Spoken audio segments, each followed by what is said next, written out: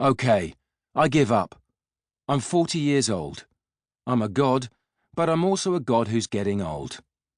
I'm finally coming to terms with it, just like I'm coming to terms with the fact that my body isn't what it used to be.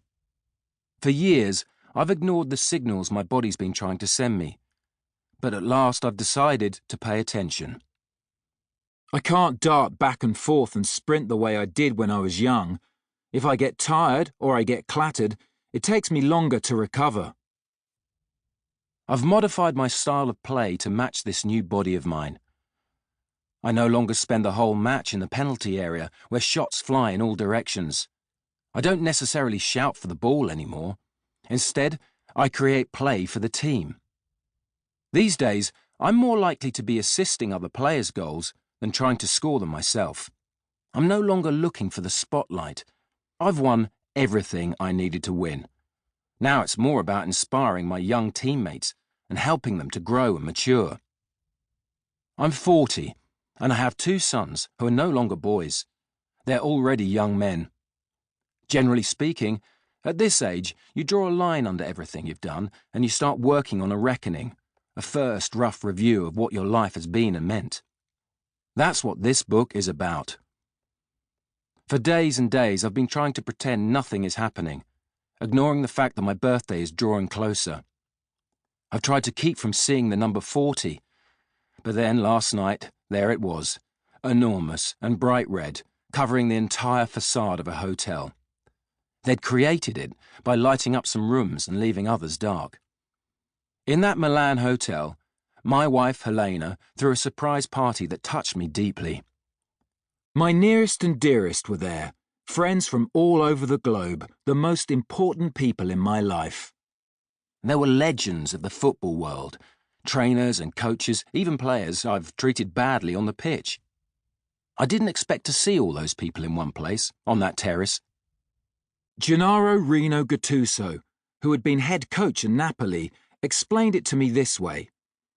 You've always been your authentic self, even when you were beating them up. That's why they showed up. Helena did a great job. She organised the whole thing while managing to keep it a secret. She gave me a wonderful gift. Usually it's me who presents gifts to others. I've already told many times the story of how I left my neighbourhood to become a world football champion.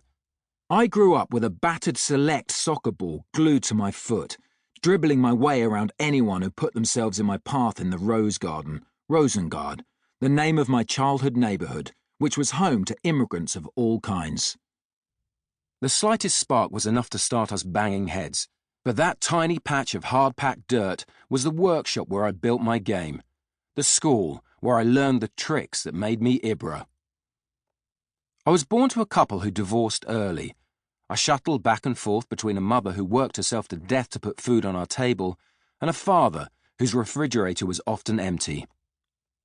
What I lacked, I went and got for myself. I would steal bikes and clothing because I was sick of being made fun of at school. I always wore football socks instead of normal ones, and Malmo team tracksuits that I stole from the dressing room. Then football yanked me out of the ghetto and guided me towards a very different way of life. I landed in Amsterdam, where I bought my first Porsche and met Mino Raiola, my agent. He and my wife Helena are and always will be the 2 most important people in my life. Mino is much more than an agent and businessman to me. He's a friend, a brother, a father, everything really. He charted the route my career would follow, mapped my triumphs, helped me get out of my toughest moments and solved thousands of problems for me. The more pain and suffering I was going through after some injury, the closer to him I felt. From the Netherlands, Mino took me to Italy, then Spain, France, England and America, then back to Italy. Helena has always been more mature and responsible than I am. She's helped me to stop and think. She taught me common sense and good taste. She knows how to recognise and create beautiful things. She has a distinct gift for elegance. That was her vocation, and it will continue to be even after I stop playing.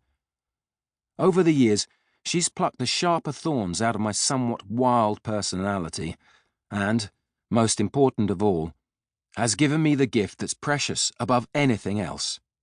My sons.